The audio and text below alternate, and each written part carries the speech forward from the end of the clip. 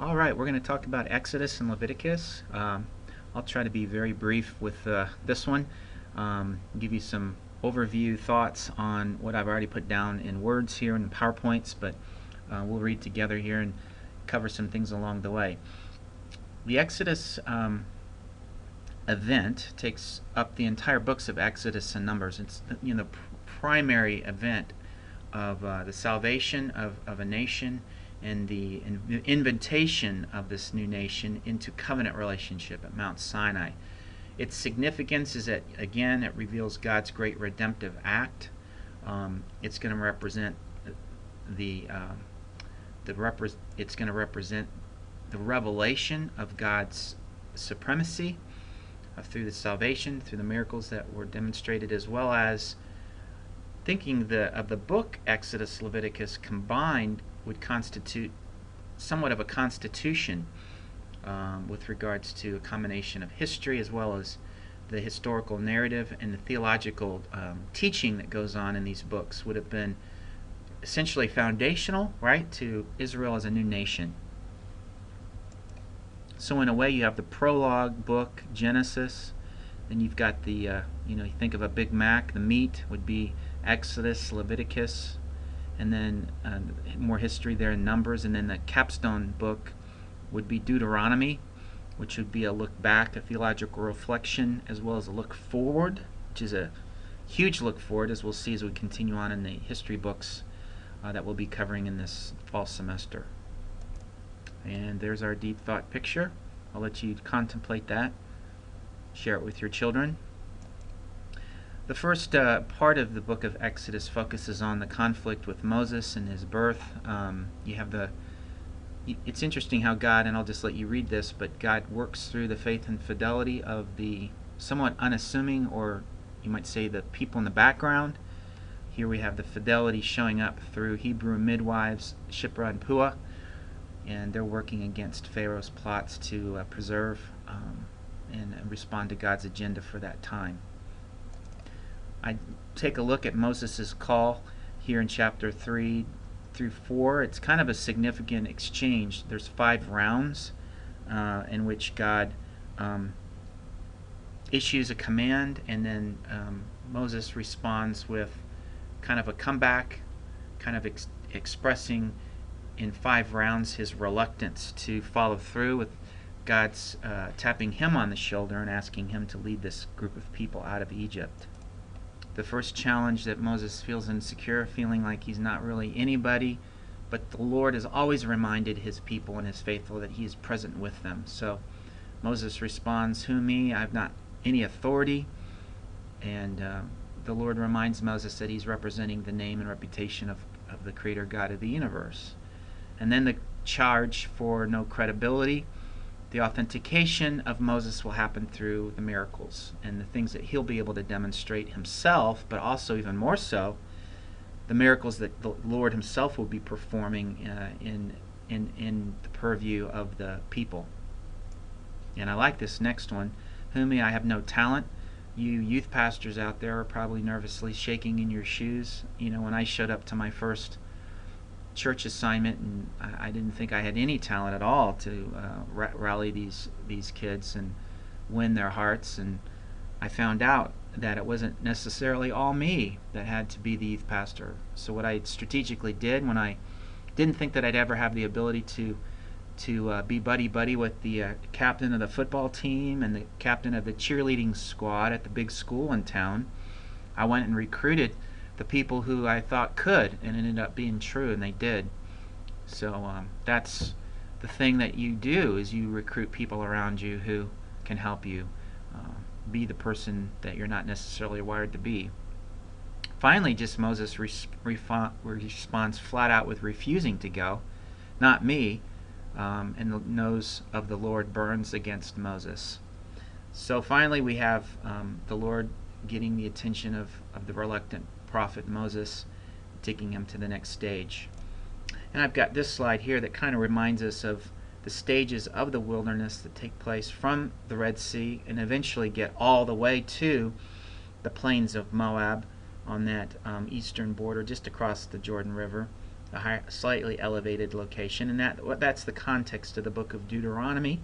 But you can see how the motion of the nation moves through the books Exodus, Leviticus, which is really a stationary book, and then Numbers, where the nation advances, follows a 37-plus wilderness experience, and finally to the plains of Moab, where Moses puts his capstone preaching and teaching activity takes place there.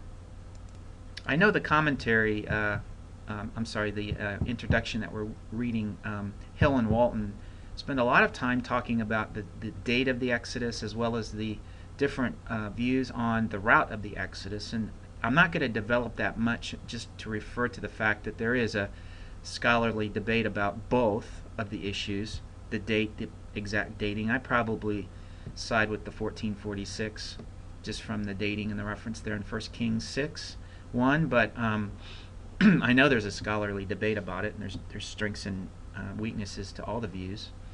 But the route of the Exodus is not something either to break a church up over. Please don't. But you've got a basic northern route, a middle route, and a southern route, or a southern modified route. I've seen some recent studies where they have, or I should say a modified middle route, where they have Israel kind of following through along here, and then maybe crossing here at a particular juncture that's somewhat shallow, but yet not to take away from the miraculous. Israel would have crossed here and then made their way around up to the place of Kadesh Barnea, which is an oasis just on the southern border of the Promised Land. I think the theological punchline would have been the same as it was for Abraham as well as the nation Israel.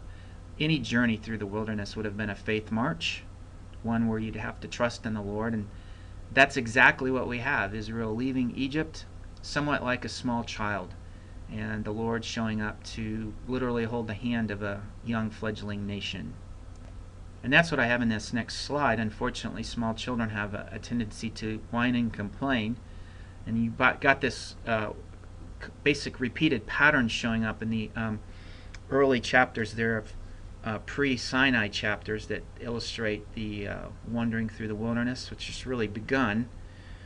But the crisis precipitates the complaining of the people. You've got Moses interceding, and then God responding on a foundation of grace, of course, to either providing for the people, he'll also forgive the people. So he's long-suffering with his own people at this stage.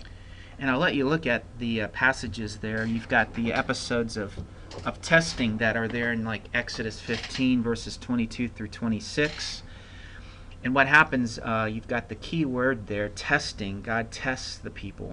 And these are small steps, you might say, preceding or leading up to one of the big events just around the corner, just 2 months down the road, which is Mount Sinai, where God will introduce literally 10 davarim, or words, to his people as a means of testing them.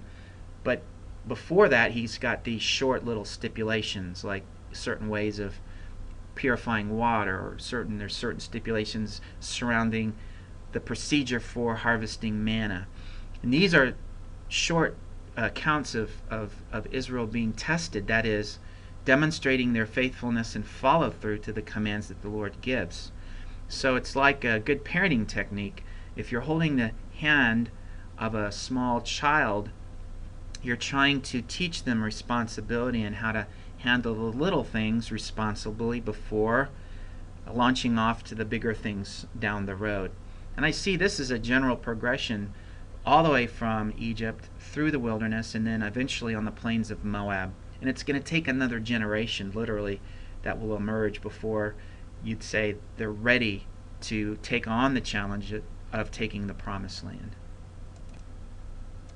So, 2 months down the road, they're at Mount Sinai, and let me open up my Bible here. And I've got a little pet peeve, I guess, in terms of how people misunderstand or misrepresent the Old Testament. They talk about the idea of a law. Law is, of course, associated with the 10 Commandments. Moses comes down from the mountain with 2 tablets of stone. So he's got these 10 literally words. And what does that really mean for Israel? The idea of law is maybe not the best translation of the of the Hebrew word that literally comes from the root that means to teach or instruct. It's where we get the word Torah from, which literally should be translated instruction. So Moses is coming down from the mountain with basically the foundational teaching or instruction. He's defining covenant relationship on the foundation of grace. And you've got the teacher. He continues from that point on from Mount Sinai to expand the teaching and instruct Israel on how to build the tabernacle and all the priestly duties, how the priest should perform, and all the details that go through the entire rest of the Pentateuch are all intended to instruct Israel as a young child, but then as a maturing, growing child, eventually to get to the place where they'll be launched, kicked out of the nest, so that they can, not because God abandons them, but because He's literally allowing them to walk and put feet to their faith. So this is a gracious exchange. We have all before, interestingly, before we even get to the 10 lists or the law, or better translated instruction, we have the exchange of covenant words in chapter 19, verses 1 through 8. And I just want to point out a couple things. You've got the salvation language there in verse 4, chapter 19 in Exodus. You yourselves have seen what I did to the Egyptians and how I bore you on eagle's wings and brought you to myself. That's salvation language. That's grace language. The image of an eagle's wings. And I've got a video clip that I show here. Maybe you've gotten it already and seen it from Rescuers Down Under, that I used to illustrate that idea of what it means to save, and also, interestingly, what it means to instruct, such that the boy launches off the waterfall and he himself has learned how to fly, but not without the continuous protection of the eagle. Now then, if you will indeed obey my voice, in verse 5, keep my covenant, and you shall be my own. The word segulah, or the special treasure or special prized possession idea, it's really the idea that out of the king's royal treasury, of all the most precious things that the king owns, that he values, there's one thing that's most valued and prized over and above all other things, and that's the segulah, and that's who Israel is to the Lord at this stage. Out of all the things of the earth that is mine, the whole earth is His treasure house. But Israel will be a kingdom of priests, verse 6, and a holy nation. These are the words that you shall speak to the sons of Israel. So there's the words that the Lord delivers to Israel. You think of it as a wedding, an exchange, the exchange of vows. Those words are delivered to the people. Moses calls all the people together. Verse 8, all the people answer together and say, all that Yahweh has spoken we will do. And then Moses brings those words back to the Lord. So you see this exchange? This is an exchange that takes place where each covenant member describes or declares their loyalty or their allegiance one to another, as two people who are getting married would do when they say I do. There's the exchange of words. Notice this happens before the introduction to the words or the follow-through or the obedience, the stipulations of the covenant agreement. So it's on the foundation of grace. Hopefully you see grace, and you see that Israel has had a chance to engage their heart before the expected follow-through. So if you got out a little white piece of paper and you drew a big heart in the middle, the picture that comes from the Old Testament with regards to what it means to be authentically related to God, or that faith relationship, is the heart, and I put little feet, and I attach the feet to the bottom of the heart, because it's a heart that walks. And that's the consistent picture of authentic faith in both Old and New Testament. And the problem is, well, let me pause here, and you can watch this. This is the picture that shows the wall of sound.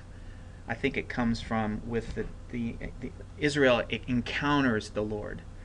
They encounter the Lord in verse 18. Sinai was in smoke because the Lord descended upon it, in the smoke of furnace, and the whole mountain quaked violently. And in verse 19, I love this verse. When the sound of the trumpet grew louder and louder. I'll let you watch that video. It's the Santa Clara Vanguard, and just puts the hair on edge every time I watch it. By the way, I have updated the PowerPoints. If you're looking at an old set, you can go back to the Dropbox link and download the updated set for these extra pictures. I was trying to go for some extra concepts, and this is the proverbial cart before the horse. So New Testament writers will talk about legalism. James will talk about faith without works being dead. Paul will address the first century problem of the church, which is legalism. And that's what happens when you put the cart of faith before the horse of obedience.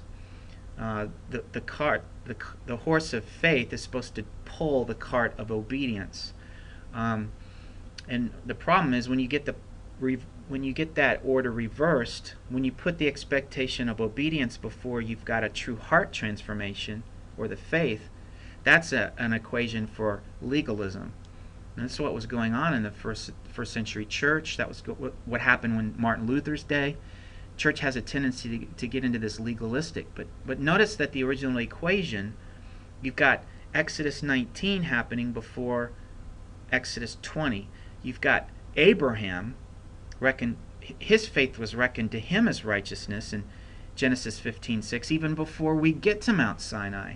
And that's exactly the argument that Paul makes in Romans 4 when he talks about what kind of faith does it take for justification by faith to take place.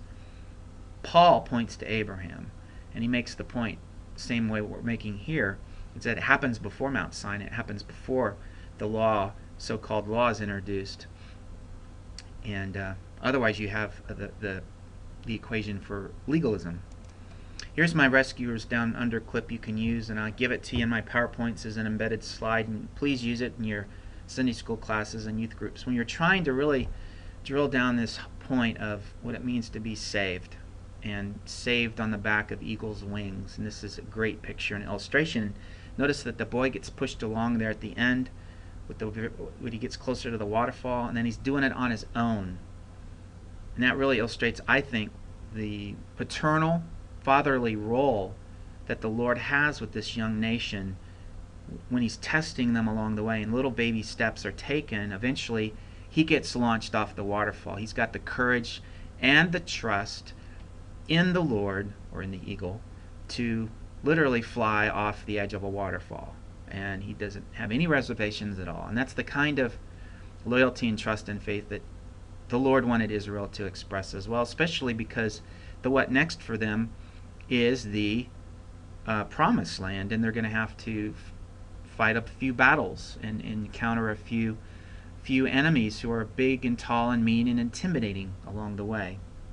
One thing that I bring out, and you can use this too, is the idea of the intimacy of the relationship in which the Lord was inviting Israel to. And it's this picture out of the video clip that, this one right here,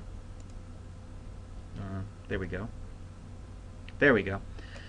that shows up because the apple of the eye, you've heard that phrase, you are the apple of my eyes, literally a phrase that the Old Testament uses to communicate that intimacy. So in other words, the apple of the eye, if I was as close to someone that I'd be looking into their eye and I'd see my own reflection, I'd be looking into the apple of their eye. So it communicates great intimacy, and I've got the four places where that phrase, just four, where it shows up. One of them is Deuteronomy. He found him in a desert land, in the howling waste of a wilderness. He encircled him like the eagle. He cared for him. He guarded him as the pupil of his eye. So it's that intimate context that is communicated with this idea of the pupil of the eye. So we see the whole reason for the introduction of the 10 Davarim, or the 10 words. Exodus 20:20 reminds us that don't be afraid, for God has come in order to, and there's my word, to test Israel, in order that they would know or learn how to fear him. A fear of him would remain on them so they wouldn't sin. So that expected follow-through of obedience is directly connected to the introduction of 10 words, therefore being the expectation of obedience, loyalty, not sinless perfection. We're not talking about that. That's not here. We've already seen how the patriarchs are presented, warts and all. So we've got something far, far different. We've got something called radical obedience, which would have been absolutely revolutionary in that day, in that context. So I've got a couple slides here that come out of Annit, or the Ancient Near Eastern Texts. This is called the Prayer to Any God. You can look it up yourself. I call it the Bob Dylan song of the 700 BC, but it reflects that pagan mind. And you can see if we read just parts of it together, you've got the pagan who's expressing real heartfelt thoughts and emotions. Oh Lord, my transgressions are great, many are my sins. Oh my God, my transgressions are great, many are my sins. Oh my Goddess, my transgressions are many, great are my sins. Blah, blah, blah, and so on and so forth. The sin which I have done, indeed I don't know. The forbidden thing which I have eaten, indeed I do not know. The prohibited place in which I have set foot, indeed I don't know. But I do know this. The Lord in his anger of his heart looked at me. The God in his rage of his heart confronted me. When the goddess was angry with me, she made me become ill. And you can keep reading there, and you see that here's a pagan who knew that he was doing stuff wrong. He felt that inward feeling of guilt because he's an image of God bearer. But yet, he knows the gods or goddesses or whoever they are, he doesn't even know, are angry with him, which is the basic theodicy of the ancient mind. The gods were angry and punished the guilty. But then he reaches out for more. May the fury of my Lord's heart be quieted toward me. May the God who is not known be quieted toward me. So there's this sense that this pagan wants relief. He wants forgiveness for sin. In this other slide here. So what does he do? I utter laments, but no one hears me. I'm troubled, I'm overwhelmed, I can't see. Oh my God, merciful one, I address to thee the prayer, ever inclined to me. It's interesting, and it ends over here. Oh my God, transgressions are 7 times 7. Remove my transgression. There's this plea, this honest plea to remove my transgressions. Please forgive me for my sin. Like a real mother and a real father, may it be quieted toward me. But this pagan finds no relief. They think the gods or God or whatever is continually angry with them because bad things continue to happen. But revolutionary to that, and in contrast, is Israel, who begins from Mount Sinai, having it explained to them, and for the rest of the book of Exodus, how do they deal with sin? Through the sacrificial system, through the offerings, how the priests are to help the people worship and maintain their holy relationship before a holy God. That was absolutely revolutionary in the day. That was non-confusion. That was clarity of heart and mind, which in contrast to the pagan confusion would have been revolutionary in its day. That would be my thesis on that, and one of you might write a dissertation on that someday. Make sure you catch a glimpse of this video clip on Jason McElway. Some of you have probably seen it before, but it's, I think I use it as a way of explaining or illustrating what does it mean, how does it radically change your life when the Lord taps you on the shoulder. He calls you out, he singles you out and asks you to do something special and unique. So you could picture yourself as Jason McElway here, being on the bench, being the faithful water boy and with autism. But then what happens when the coach taps you on the shoulder and puts you in the game? And I'll just set it up and let you watch it on your own. Now, one of the things that I noticed that wasn't really talked about at great length or even at all in the survey that we have, and that's okay, you know, they can only talk about so much. They spend, in my opinion, way too much time talking about the date, the controversy over the date and the route of the Exodus. And I wish they would have spent more time talking about the covenants, the primary covenant, the Sinai covenant or Mosaic covenant, compared to, let's say, the Abrahamic covenant. And there's this whole scholarly discussion. Maybe some of you have gotten into it before in your reading, but it's an interesting, and I'm just going to spend a little time talking about that. So this is kind of a theological detour that I'm going to take you on. So scholars have identified from ancient texts basically two different kinds of, you might say, covenant relationships, which are, you know, central. We've already seen the patriarchal covenant. Abraham passed on through each of the patriarchs. Then we have another covenant here at Mount Sinai, which is somewhat of a continuation, but yet somewhat different. And in what way? That's really the basic question. How is it different? Well, you've got in ancient world grant You've got grants and you've got treaties. And you can see the differences between the two. The grant would be basically would be thought more of as an unconditional covenant, whereas the treaty would be more of a conditional covenant or covenant relationship. So you've got grants where the giver of the covenant makes a commitment to the vassal, that is the lesser subservient member of the covenant relationship. It represents an obligation of the master to his vassal. Primary protects the rights of the vassal, and no demands would be made by the superior party. So it's totally unconditional, no strings attached, so to speak. So if you look at that compared to the treaty, you see that it represents an obligation of the vassal to his master. The giver of the covenant imposes obligations on the vassal. Primary protects the rights of the master, and then the master promises to reward or punish the vassal for obeying or disobeying the imposed obligation. So you can see, thinking of the Abrahamic covenant, promise of land, seed, and blessing. And okay, what am I supposed to do? Abraham says, and God says, no, I'm just promising those things to you. That's that basic idea of the grant. That would be more like the Abrahamic. And then you see, of course, coming down from the mountain with 2 tablets of stone, 10 dabarim, or words, fits more into the treaty idea. So the scholarly discussion on this topic kind of basically wants to trace the Abrahamic covenant, which is the unconditional promises, through to other places in the biblical history where God where there's other covenants that show up. So you've got the land promise, where that goes through, and you might say is somewhat fulfilled there with the baton from Moses to Joshua. But then where does the promise of seed go in Israel's future? And it lands in a place called the Davidic covenant in 2 Samuel 7. We'll get there and talk about it when we get there. Finally, we get to the spiritual promise of blessing. And some scholars suggest that goes all the way to Jeremiah's new covenant in Jeremiah 31 through 34. So this is part of the discussion.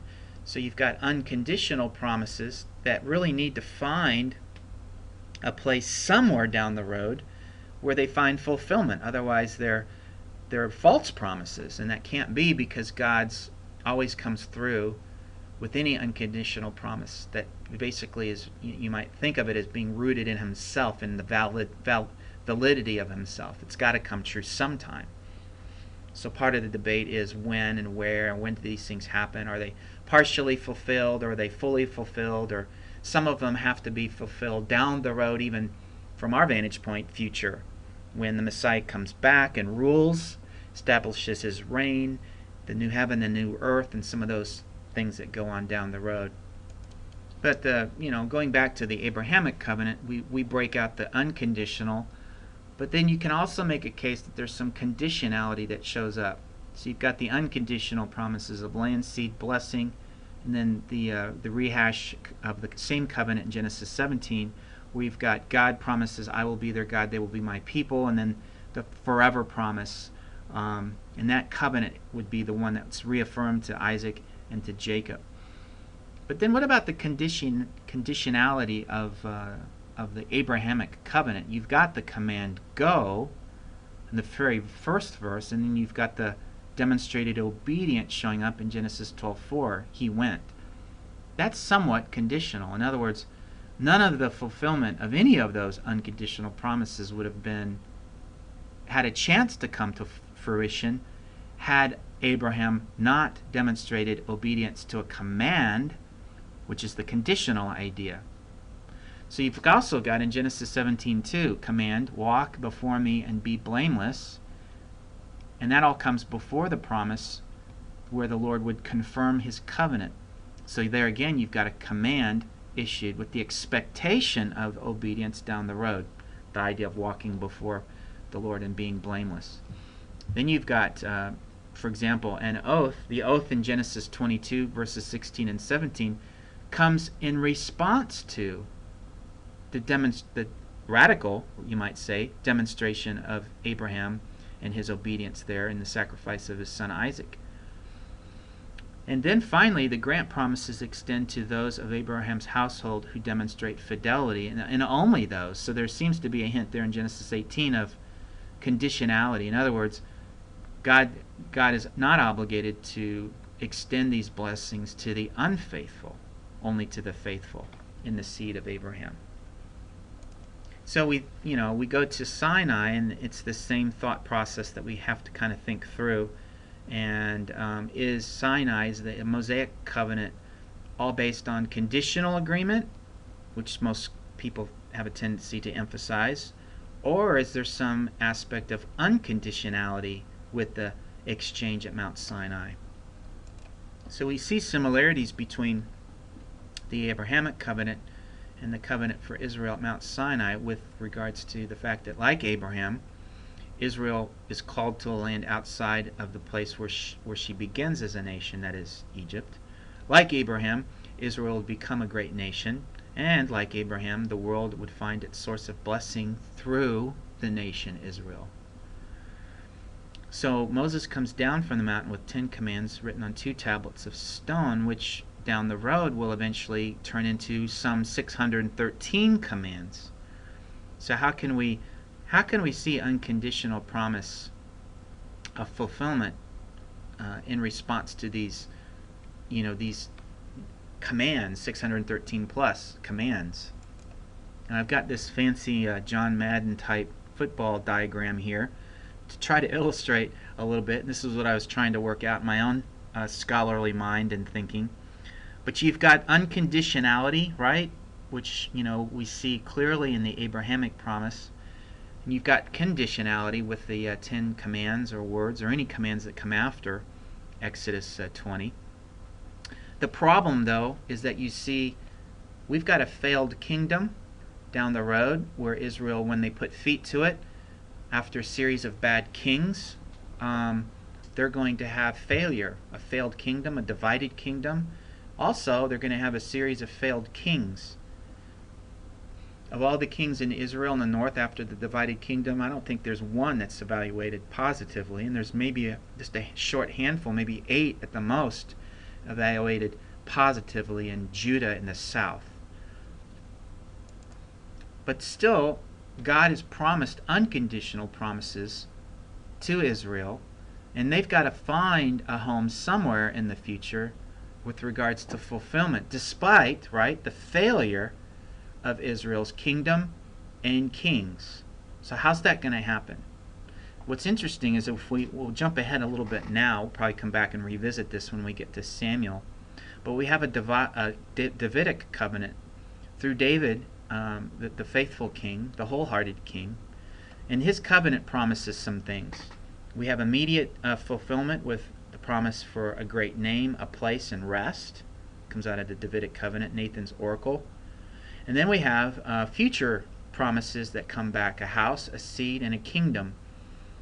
Now those are promises made to King David, and there's some unconditional aspects of those. But interestingly, what we have here eventually, how does God extend these conditional aspects in the covenant promise, but then making sure there's kind of an overlay of a guaranteed conditional meeting of those promises, of those conditional commands.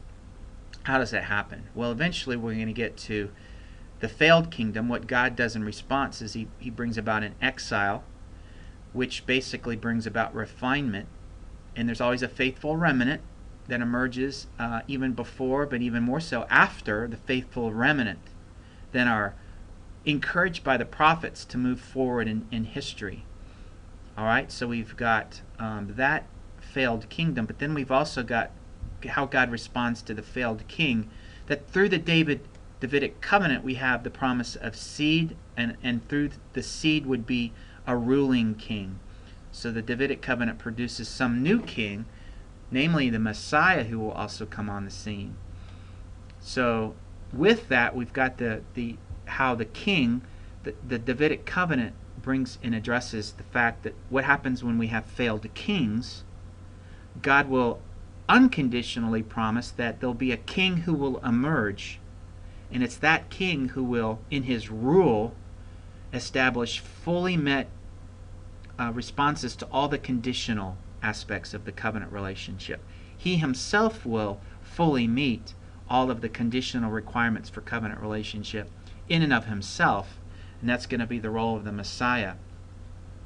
Now, there's one more thing.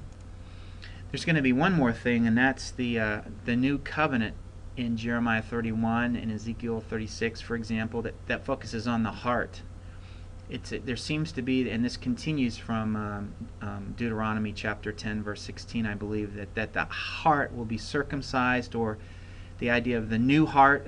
God will give you a new heart, and that's going to bring the conditional requirements for covenant relationship as near to the person as is possible. So there's this combination of the king who will establish through his rule met conditional aspects of covenant relationship, as well as what God will do in the internal side of things, that is, in the individual person, who will be able to through the inward working of the, as Ezekiel will say, the Spirit, be able to demonstrate obedience in response to the covenant demands, the conditional aspects of covenant demands. Though it gets a little technical, I know, but it's just interesting how these covenants work together. Even the unconditional and the conditional aspects of covenant relationship all get wrapped up and continue to move through history despite the failure of Israel, kings and kingdom, that God still can manufacture the end game or the end result of what he ultimately wants to do. Of course, we, from our vantage point, even though Jesus has come, based on the promise of him coming again, there's still more fulfillment that needs to take place with regards to all that God has promised Israel. Probably a little long-winded, I'm sorry, but there's more to read there if you want to on that slide, and we'll move on. So in the book of Exodus, we see in chapters 25 to the end more instructions with regards to how to maintain the holy relationship and the unique relationship that has already been established according to Exodus 19, verses 5 through 6. So primarily in the design of the tabernacle, we see two aspects of what takes place with regards to the sacrificial system and the most important holiday of all, Yom Kippur, the Day of Atonement. You've got burnt offerings and a whole series of offerings where the people would be allowed to come in and under the tutelage and instruction of the priest, offer the offerings in response to their desire to be forgiven for sins. But also in the Holy of Holies, in the inner court, once a year, as we'll see, the high priest would enter and offer sins on behalf of all of the people, the entire nation Israel. So from the fall in Genesis 3, finally we begin to see the details of the instruction in the Torah. Of course, that's instruction, not law. We've got teaching that involves how, and answers the question, how do we deal with sin? And that starts to show up now in the pages of Scripture. And I won't spend a lot of time on this, but you can see in Exodus 32, just when Israel leaves the parking lot of the church, she gets in an accident. We have the whole golden calf episode, which illustrates again that this generation, this Egypt generation, out of Egypt generation of Israel, is not where they need to be spiritually with regards to entering the land. We see a lot of fails along the way with them being able to take faith responsibility for their actions. And just for the sake of time, I'll let you read that on your own. Interesting background information on the golden calf. There was a bull god, Apis, that was popular in Egypt at the time when Israel was in Egypt, and they may have taken on the bull cow Apis as a means of worship, because it would have been a familiar figure for them if that was something that was part of their expressing worship when they were in Egypt. I think a little Egypt had to be refined out of Israel before they would really be effective and it carrying out God's agenda, necessary agenda for taking the land. And here's our deep thought picture, and it happens every semester. I teach this class. Some astute student comes in and observes something that's unique. Not just the L on the belt for the Levitical priests, the offerings and feasts, Leviticus, but he's wearing Levi's. I don't know why I've never seen that before, but there it is, Levi's. So the Levi Leviticus is the book that we're looking at next. And we're going to see some primary emphasis in the book of Leviticus, but the center of gravity really is the Leviticus 16 chapter, and that's the Day of Atonement sacrifice. We'll look at that in a little bit more detail here. And I really like this picture because this is a picture of the tabernacle, and it has a nice vertical line from the Holy of Holies intersecting the eternal now, or you might say God's realm. Because done with an upright heart, I think that the image that I want everybody to see is that what the faithful Israelite did in response to the commands of what to do when they go to the tabernacle, namely with regards to the transaction over sin, it intersected with an eternal reality, what God was doing or what God has done with regards to sin. In fact, the whole pattern of the tabernacle itself is designed or modeled after a pattern of an eternal reality of a tabernacle. So the exchange that happens in the earthly representation of the eternal reality intersects with the transaction that happens in the eternal, you might say, realm. Now, I'm being a little bit, it's kind of hard to grasp, but let me show you some scriptures that I think illustrate this point.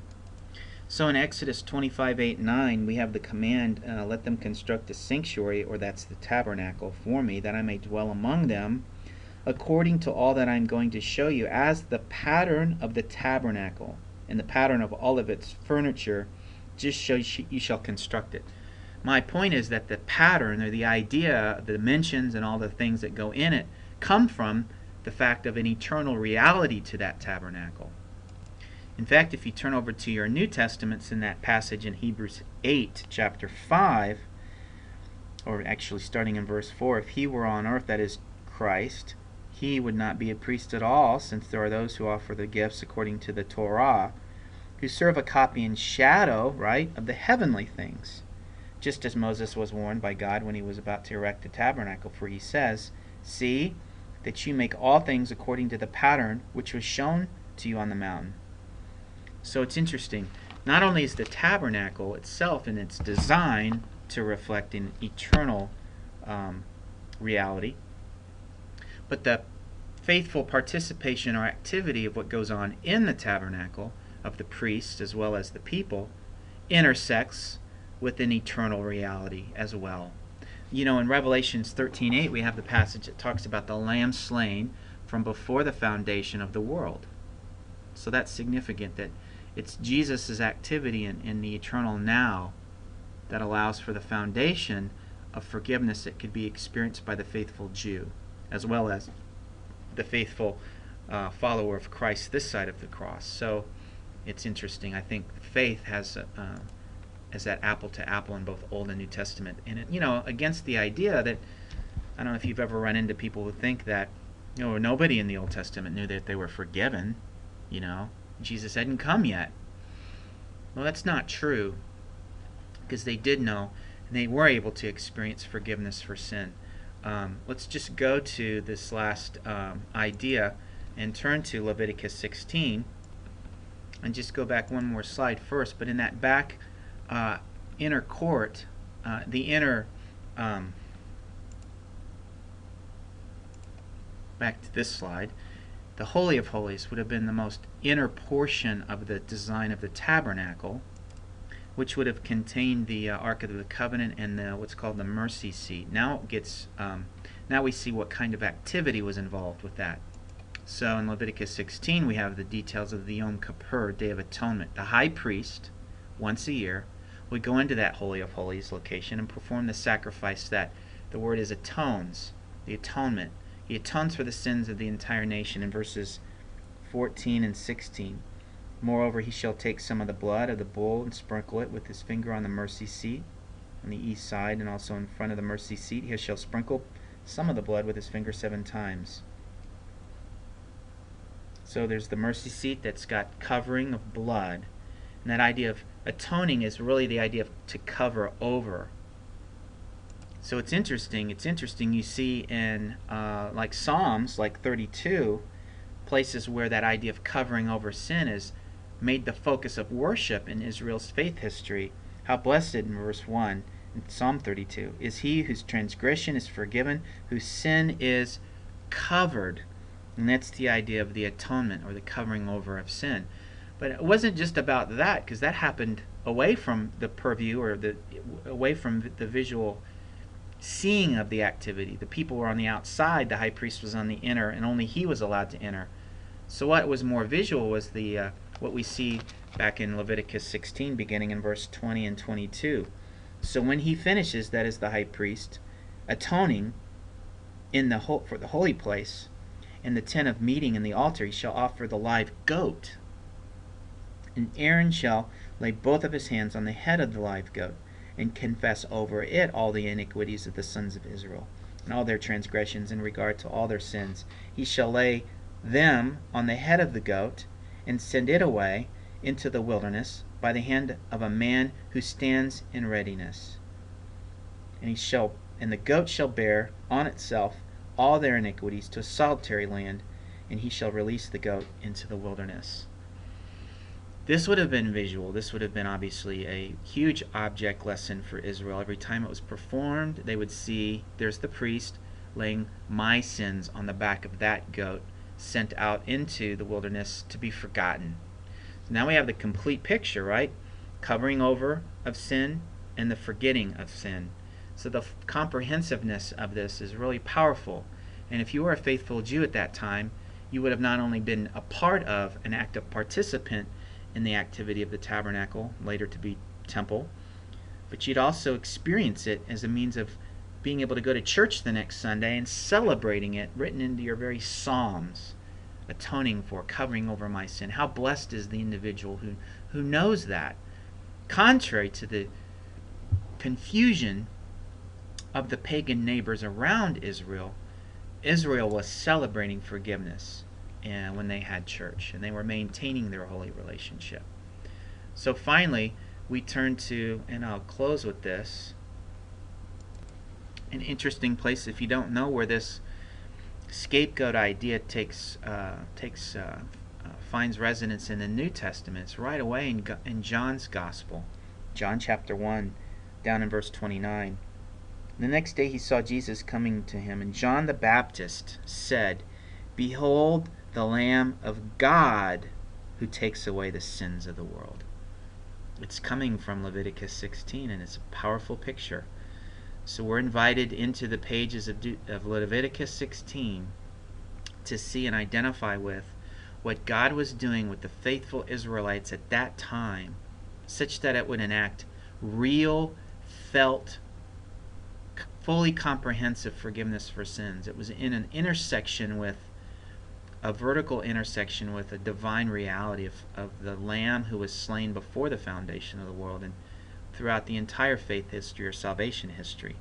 All the faithful throughout time have always been able to engage God and understand what it means to be forgiven of sins. So take that to your youth groups and your church pews and your Sunday school classes, and help people understand the full comprehensive foundation, right, for what it means to know forgiveness.